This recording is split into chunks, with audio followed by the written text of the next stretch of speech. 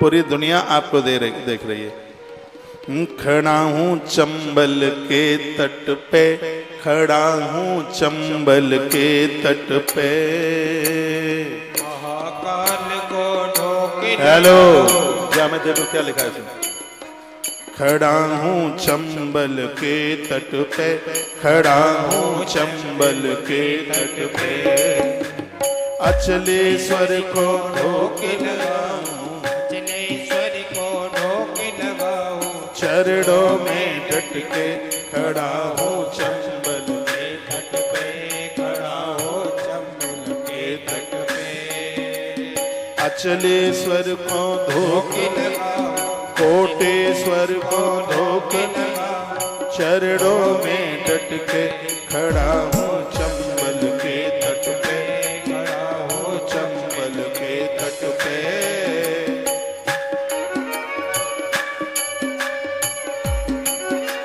तालियां तो बजाओगे एक बार?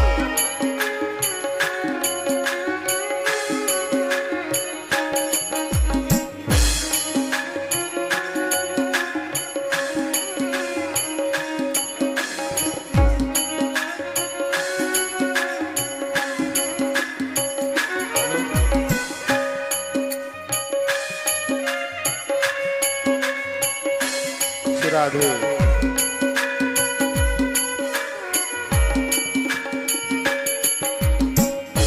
जब तक दर्शन आए घर को न जाऊंगा, जब तक दर्शन आए घर को न जाऊंगा, झोली लेके आया हूँ मैं, झोली भर जाऊंगा, झोली लेके आया हूँ मैं, भर ले जाऊंगा, दर्शन दे दो बाबा, दर्शन दे दो बाबा, मेरो मन भर ले।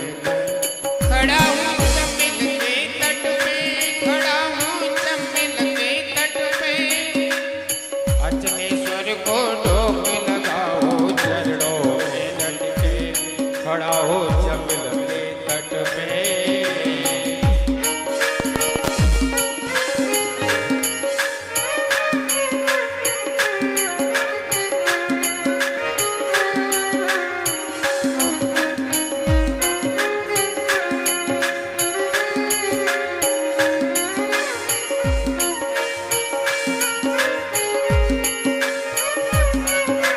हर वो महादेव बाबा की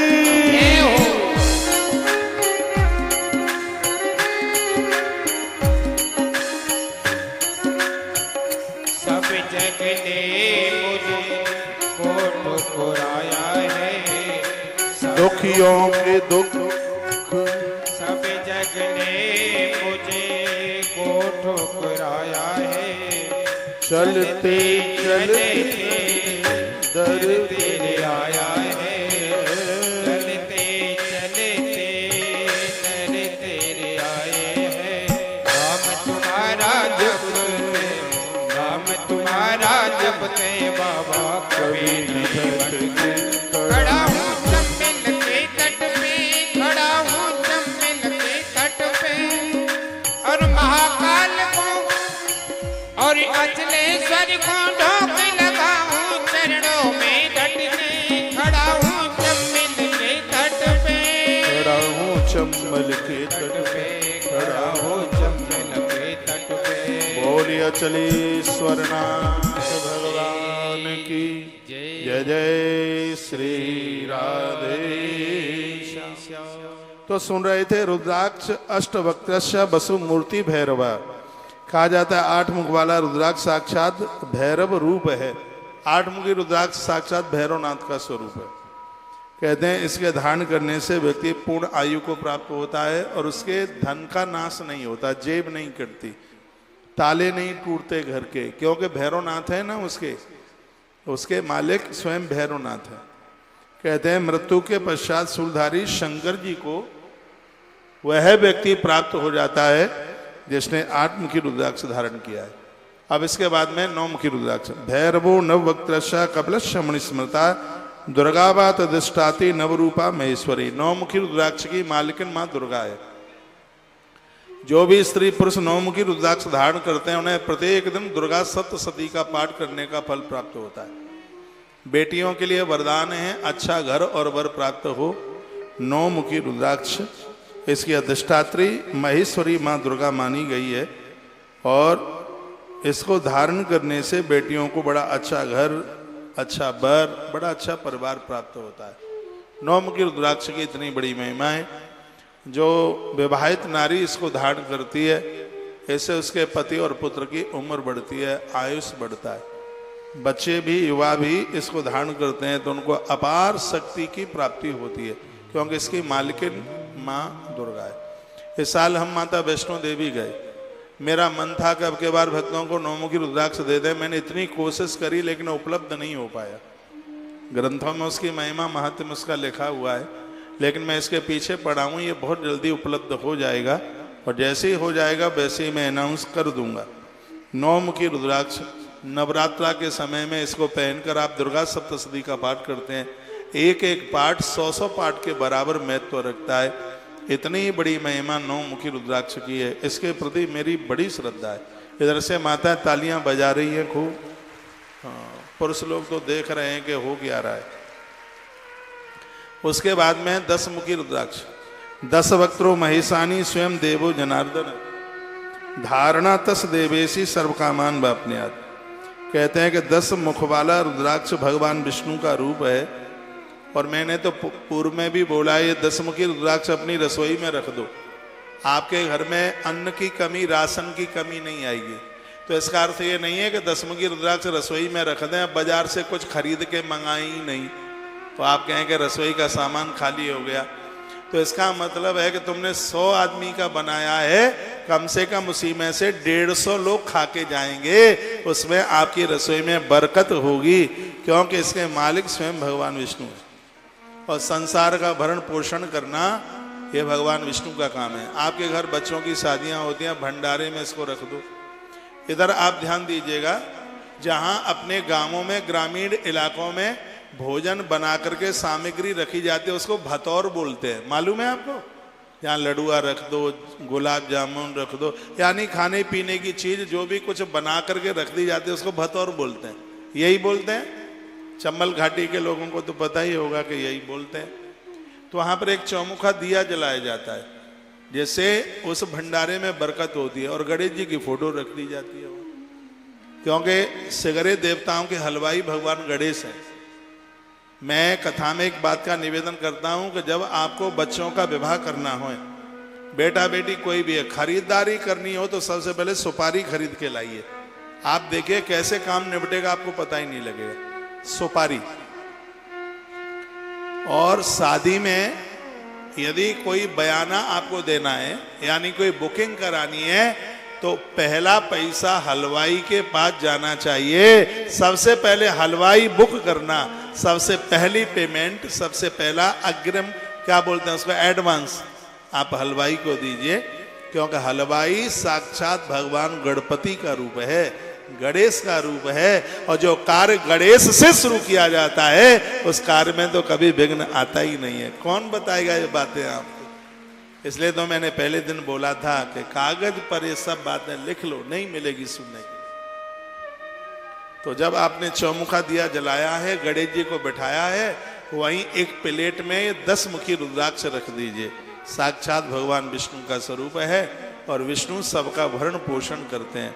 आपके यहाँ से कोई भूखा नहीं जाएगा, भंडारे में कमी नहीं आएगी। हम ऐसा ही करते हैं। तुलसी वन आश्रम का बड़ा विशाल भंडारा चलता है, कभी कमी नहीं पड़ती, क्योंकि इन चीजों के प्रति हमारी बड़ी श्रद्धा है। तो 10 वक्त्रो महेशानी स्वयं देवो जनार्दन।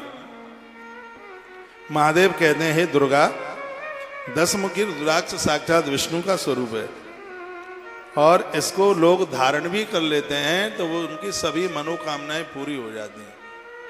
इसको रसोई में रख सकते हैं, भंडारे के समय में पूजा में रख सकते हैं, और इसको गले में भी पहन सकते हैं। जो आप सोचोगे वही पूरा हो जाएगा। ये आपकी कामनाओं की पूर्ति करता है। ये 10 मुखी रुद्राक्ष यह है। ये इसका इतना बड़ा प्रभाव है। समझ में आ रही है मेरी भाषा? धन्यवाद। तत्पश्चात है 11 मुखी रुद्राक्ष। एकादश मुखो यस्तु रुद्राक्ष परमेश्वरी सर्वद्रो धारणा तस्य सर्वत्र विजयी भवे।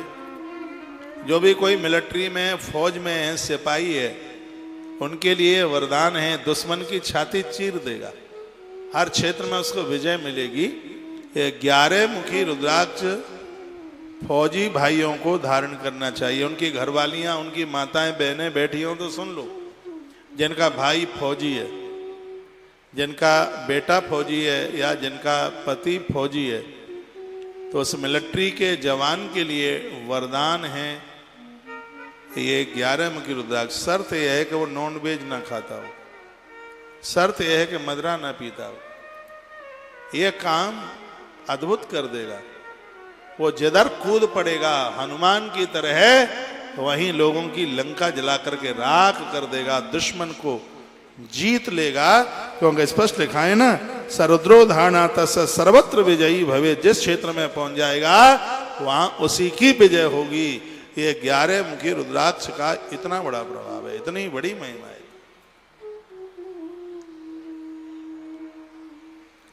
इलेक्शन जीतने के लिए नेता लोग भी इसको धारण करते हैं।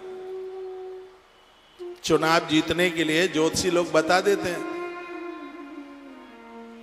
इसे धारण करते हैं।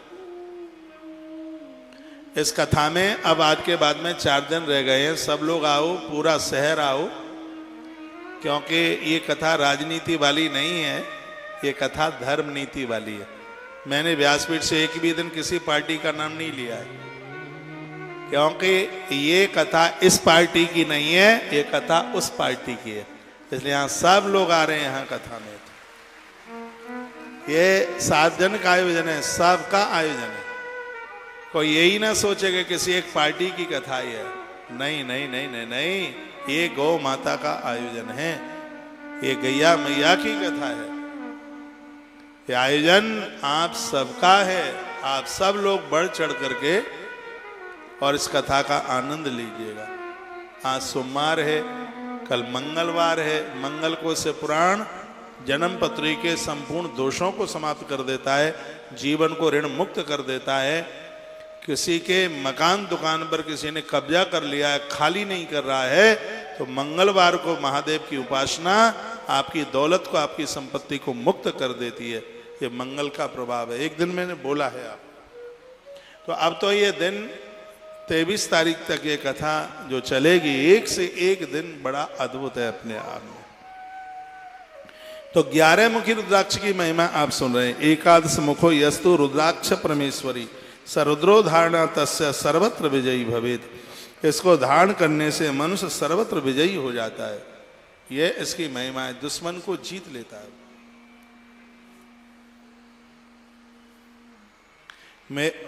मैं 2 का बड़ा आदर करता हूं, एक किसान और एक जवान। ये मेरी धमनियों में बसते हैं। मैं उन बहनों का इतना आदर करता हूं जिनकी मांग में एक फौजी का सिंदूर है। वो माँ, वो बहन कितनी बड़भाग्नी है, उसको एक ऐसा सुहाग मिला है जो सीमा पर डट करके राष्ट्र हित में अपना जीवन जी रहा है, वहीं होली दिवाली मना रहा है।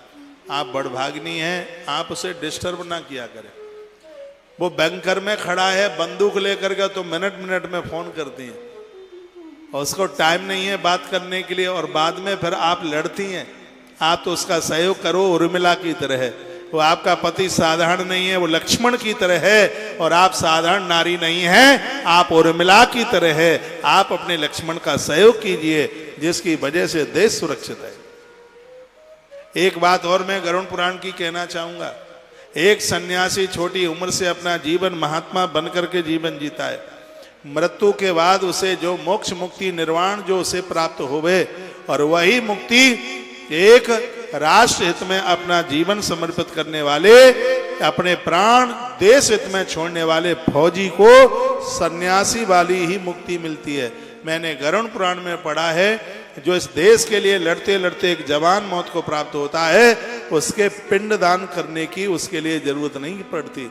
उसके लिए तर्पण करने की जरूरत नहीं पड़ती। वो सूर्यलोक का भेदन करता हुआ ब्रह्म पद को प्राप्त होता है। ऐसा भगवान नारायण गरुण को बोल रहे हैं।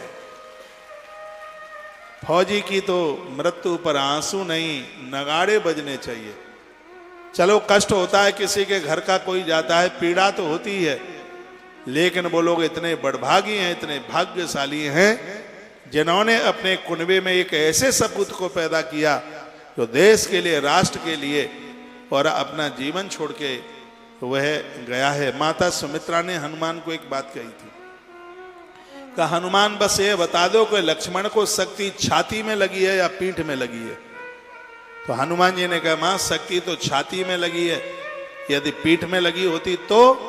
माता सुमित्रा कहते, तो हनुमान मैं तुम्हें संजीवनी लेकर के नहीं जाने देती, क्योंकि छाती में यदि पीठ में लगती होती शक्ति तो मुझे लगता कि कायरों की तरह भागा होगा, इसलिए दुश्मन ने पीठ के ऊपर वार कर दिया। लेकिन जिसके लाल की छाती पर शक्ति लगे, बाण लगे, उस नारी का तो दूध कर्त हो जाता है, धन धन हो जाता है। माता सुमित्रा बोली। अब बात तो मैं इसको ज्यादा लंबी बात नहीं करूंगा, आज मेरी यात्रा बहुत लंबी है, इसको शॉर्ट में यही कह देता हूं। रुद्रो धारणा तस सर्वत्र विजयी भवे। 11 मुखी रुद्राक्ष को धारण करने से व्यक्ति सर्वत्र विजय प्राप्त करता है, हर जगह उसको विजय प्राप्त होती है। उसके तो तशादे 12 मुखी रुद्राक्ष द्वादशाहंत रुद्राक्षम धारियत के देशके आदित्याशैव ते सर्वे द्वादशास्तास्तथा। 12 मुखी रुद्राक्ष धारण करने वाला व्यक्ति बड़ा अद्भुत है।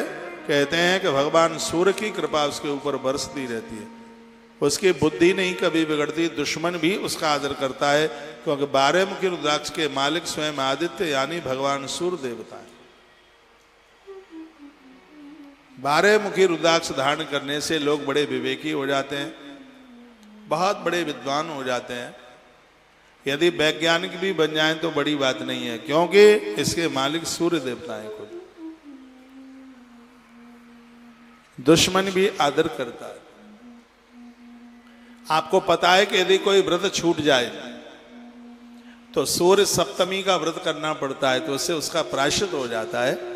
तो मैं ये ग्वालियर की व्यासपीठ से निवेदन करना चाहूंगा, 12 मुखी रुद्राक्ष के धारण करने से यदि अनजान में कोई व्रत छूट गया है तो उसका प्रायश्चित हो जाता है। ये 12 मुखी रुद्राक्ष की इतनी बड़ी महिमा है। सगरे रुद्राक्ष आप धारण नहीं कर सकते, तो सगरे रुद्राक्ष को अपने मंदिर में रख तो सकते हो, पूज तो सकते हो, उन्हें वंदन प्रणाम तो कर सकते हो। ये 12 मुखी रुद्राक्ष की बड़ी अद्भुत महिमा है। सूर्य भगवान को प्रत्येक दिन अर्घ दिया करो। सूर्य भगवान को अर्घ बच्चों से भी दिलवाइए, खुद भी दीजिए, इससे मेमोरी माथे की ताकत बढ़ती है। हनुमान जी के गुरु जी हैं सूर्य देवता, सूर्य देव की बड़ी महिमा है। 12 नामों से उनको प्रणाम किया करें। अगली बात है, त्रयोदश मुखो विश्वे देवस्ताधार्यान्न रह सर्वान कामान मापनोति सौभाग्यम मंगलम लवेत। इस 13 मुखी रुद्राक्ष को ज्यादातर ऐसे माताएं इसे धारण करती हैं। 13 मुख वाला रुद्राक्ष विश्व देवों का रूप है। उसको धारण करने से संपूर्ण अभिष्टों की प्राप्ति हो जाती है। और सबसे बड़ी बात है, नारी इसको धारण करती है तो इससे उसका सुहाग शाश्वत रहता है, उसका सुहाग अमर रहता है। ये 13 मुखी रुद्राक्ष की इतनी बड़ी महिमा है।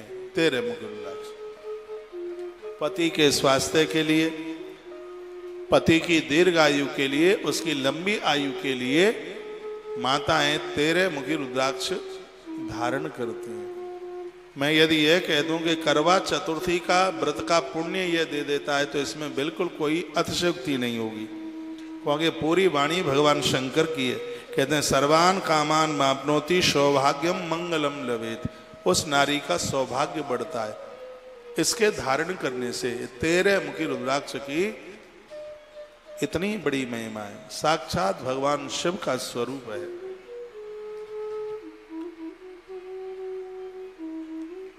सर्व शुक्ला पूना से माता आपने लिखा है, जब आप प्रसाद में देंगे तभी तो हम रखेंगे।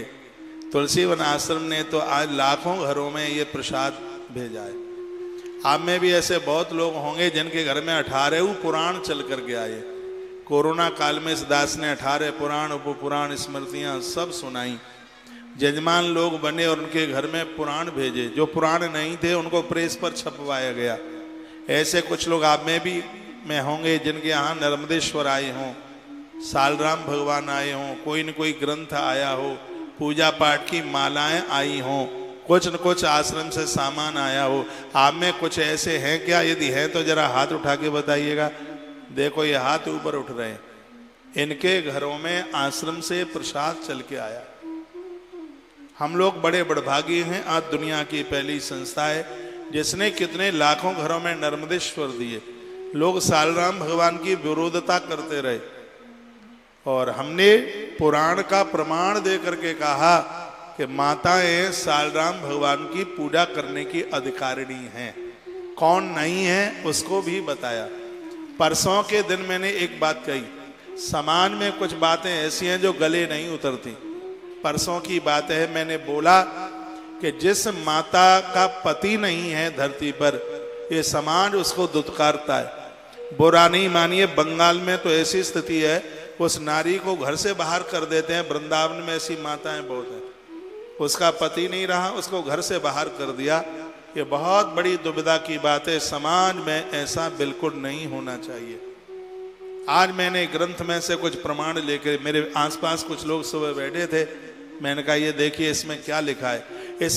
उसमें लिखा हुआ था कि यदि किसी बिटिया का पिता देहांतगत हो गया है, दुनिया छोड़ करके चला गया है और उस बेटी के शादी का समय है, तो पिता के बिना अकेली माता कन्यादान लेने की अधिकारिणी हैं। आज ही मैंने आचार्य जी को भी दिखा रहा था मैं उनको, मैंने कहा देखो ये लिखा है।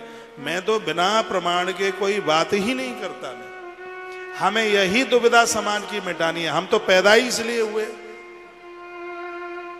उस मां के ऊपर क्या बीतती होगी जो 9 महीना अपनी बेटी को पेट में रखकर 20-22 साल तक उसने पाला और उसको अपनी कन्या का कन्यादान करने का मौका ना मिला है। उसे कितनी पीड़ा होती होगी, वो कितना रोती होगी, वो कितना बिलखती होगी, उसे कितना दुख होता होगा।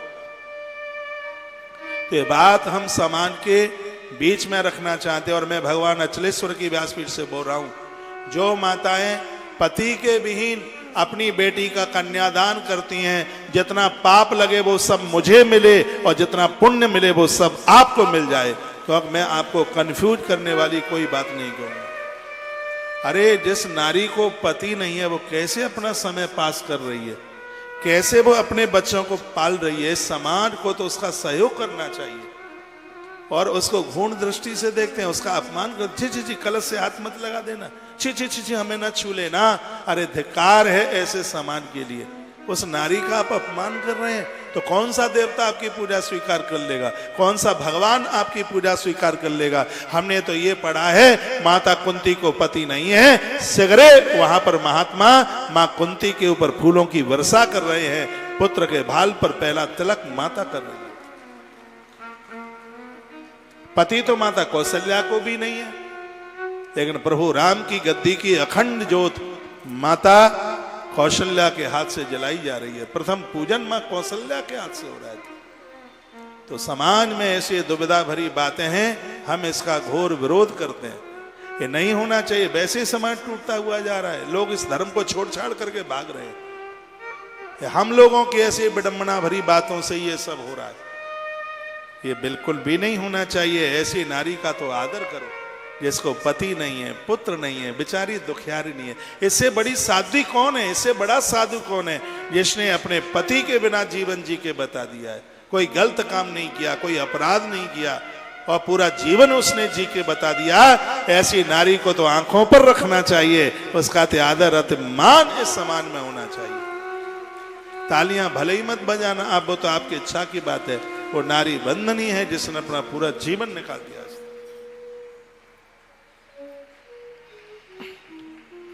एक बार जयकारा लगाइए, बोलो बांके बिहारी लाल की जय हो, श्री हनुमंत बलवंत महाराज की जय हो, जय जय श्री राधे चतुर्दश मुखो। आइए 13 मुखी रुद्राक्ष के बाद में अब 14 मुखी है। चतुर्दश मुखो यो ही रुद्राक्ष परमा शिवा धार्येन मूर्धनि तम भक्त्या सर्व पापम प्रणश्यति। 14 मुखी रुद्राक्ष, 14 मुख वाला रुद्राक्ष है, वह परम शिव स्वरूप है। उसे भक्ति पूर्वक मस्तिष्क पर इसको धारण किया जाता है, चोटी वगैरह में लगाया जाता है, या इसकी माला बना करके ऐसे माथे पर लगाया जाता है। ये माथे पर ज्यादा प्रभाव, गले में भी पहन सकते हैं। तो आपने देखा हो बहुत महात्मा रुद्राक्ष की माला ऐसे माथे पर पहनते हैं, मैंने भी बहुत पहनी है, कभी मैं भी पहन लेता हूँ ऐसे माथे पर उस माला को। 14 मुखी रुद्राक्ष बड़ा प्रभावी है और ये साधना की सिद्धि में बहुत कामयाब है। कहते हैं कि इसको धारण करने से साधना में किसी भी प्रकार का विघ्न नहीं आता। सर्व पापम प्रणश्यति, सभी पाप जल जाते। महंगा बहुत आता है, 20-22 हजार का एक दाना आता है 14 मुखी, असली लेंगे तो। इन रुद्राक्षों की बड़ी महिमा है। जब भी रुद्राक्ष आप धारण करें तो कुछ नहीं आता तो ओम नमः शिवाय तो आता है, उसको उच्चारण करते हुए, नहीं तो यहाँ लिखा है ओम ह्रीम नमः, आप लिख लें आप ओम ह्रीम नमः, यह बोलते हुए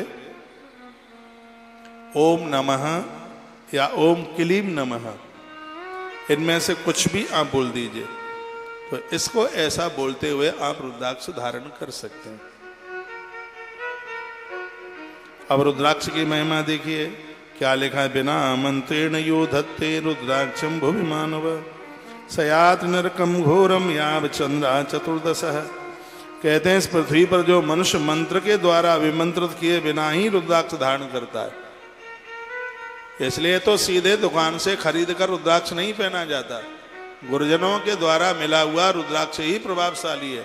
इसमें लिखा है कि बिना मंत्रों के अभिमंत्रित यदि कोई रुद्राक्ष को पहनता है तो 14 इंद्र जब तक राज्य करते हैं तब तक उस स्त्री पुरुष को नरक भोगना पड़ता है। यह भी इसी से पुराण में लिखा है। इसलिए डायरेक्ट सीधे बाजार से माला लाए और पहन लिया नहीं, पहले उसकी पूजा की जाती है। पहले वो महादेव को पहनाई जाती है, उसको चढ़ाया जाता है, चंदन लगाया जाता है, उसके ऊपर घी लगाया जाता है, घृत, इससे इसके दोष समाप्त हो जाते हैं। और फिर उसको महादेव को पहनाने के तत्पश्चात फिर उसको पहना जाता है। आप खरीद के भी लाए तो पहले अपने गुरुजनों के हाथ में दीजिए, उनको कहिए कि इन्हें इस माला को सिद्ध कर दो, फिर हमें दे दो, उसके बाद में फिर इसे आप धारण करें। लिखा है ना बिना मंत्रेण यो धत्ते रुद्राक्षम भुवि मानव, जो रुद्राक्ष को बिना मंत्र के धारण करता है तो सयात नरकम घोरम यावद चंद्रा चतुर्दशम। कहते हैं जब तक 14 मनवंतर तक इंद्र गद्दी के मालिक बनते हैं तब तक स्त्री पुरुष को डरा नहीं रहा हूं, ये सब लिखा है इसमें। उन्हें कष्ट भोगना पड़ता है तो इसमें लगता ही क्या है, महापुरुषों से लो ना, गुरुजनों से लो। आप खरीद के ले भी आए हैं तो अपने गुरुजनों के हाथ में पहले दीजिए। उनके हाथ में नहीं आप दे पा रहे हैं तो उसमें घी तो आप लगा ही सकते हैं, चंदन तो आप लगा ही सकते हैं, महादेव की पिंडी को तो आप पहना ही सकते हैं, उसके बाद फिर आप धारण कर लीजिए। और अगली बात कही गई कि रुद्राक्ष की माला धारण करने वाले पुरुष को देखकर भूत प्रेत पिशाच डाकनी शाकनी राक्षस ये सबरे लोग भाग जाते हैं। जो भी कोई रुद्राक्ष की माला पहने हैं उस व्यक्ति को देखते ही भूत प्रेत पिशाच सगरे भाग जाते हैं, शिव पुराण में लिखा है। तत्सर्वम दूर तो याति दृष्टा संकित विग्रह, दूर भाग जाते हैं, पास तक नहीं आते। और क्या लिखा है, रुद्राक्ष मालिनम दृष्ट्वा शिवो विष्णु प्रसीदति। जो रुद्राक्ष की माला धारण करता है महादेव प्रसन्न होते हैं उसके ऊपर, भगवान विष्णु प्रसन्न होते हैं, माँ दुर्गा प्रसन्न होती है, गणेश सूर्य और देवता सगरे देव प्रसन्न हो जाते हैं उनके ऊपर जो रुद्राक्ष धारण करते हैं। इतनी बड़ी महिमा रुद्राक्ष की। नारायण के भक्त भी रुद्राक्ष धारण कर सकते हैं, शिव के भक्त तो कर ही सकते हैं, लेकिन नारायण जी के भगत भी रुद्राक्ष धारण करने का शिव महापुराण ने उनको भी अनुमति दे दी। इतनी बड़ी महिमा। एवं ज्ञातात महात्म्यम रुद्राक्ष महेश्वरी। लिखाएं सम्यक धारिया समित्राशा भक्ता धर्म विरुद्ध। हे देवी, रुद्राक्ष की महिमा को जानकर धर्म की वृद्धि के लिए भक्ति पूर्वक मंत्रों द्वारा वेदवत उसे धारण करना चाहिए। ये भगवान शिव ने कहा। हाँ, गुरुजनों के द्वारा लेकर के तभी इसको धारण करें। भस्म और रुद्राक्ष को धारण करने वाले मनुष्य भगवान शंकर को अत्यंत प्रिय है। जो त्रिपुंड लगाते हैं, तिलक लगाते हैं, तुलसी रुद्राक्ष पहनते हैं, लिखा शिव अति प्रियो गेहो भस्म रुद्राक्ष धारणो। शंकर जी को वो लोग अति प्रिय है। कहते हैं कि भगवान महादेव ऐसे लोगों को अपनी भक्ति, मुक्ति, शक्ति सब कुछ दे देते हैं। जहां आप पैसा रखते हैं, जहां ऐसी एक तो कोई जगह होती है घर में, बेटा मोबाइल,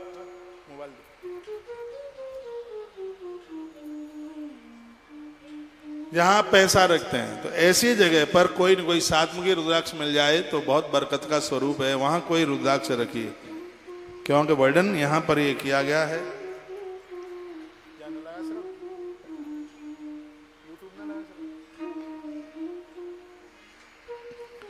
तो ये रुद्राक्ष की बहुत बड़ी महिमा है। भस्म रुद्राक्ष धारी शिव भक्ता उच्यते, पंचाक्षर जपा सकता परिपूर्ण सन्मुखे।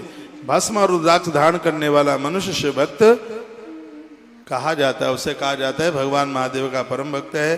कहते हैं कि रुद्राक्ष धारण करने वाला भक्त, त्रिपुंड धारण करने वाला भक्त जिधर को चलता है, भगवान उसके पीछे पीछे ऐसे चलते हैं जैसे हाल ही की ब्याई हुई गाय अपने बछड़ा बछिए के पीछे पीछे चलती है। ये लिखा, ये वर्णन है। ये रुद्राक्ष की महिमा, ये सब नकली बातें नहीं है, ये सब लिखा है ग्रंथ में। इसलिए संस्कृत के श्लोक बोल करके आपको बात बताई जा रही है। बिना भस्म त्रिपुंडेन बिना रुद्राक्ष मालया पूजितोपि महादेवो नाविष्ट फलदायक। बिना रुद्राक्ष के, बिना तिलक लगाए, किसी भी देवता की पूजा बिना तिलक लगाए आप करते हैं, पूजा का कोई फल नहीं प्राप्त होता। आप तुलसी रुद्राक्ष धारण करें।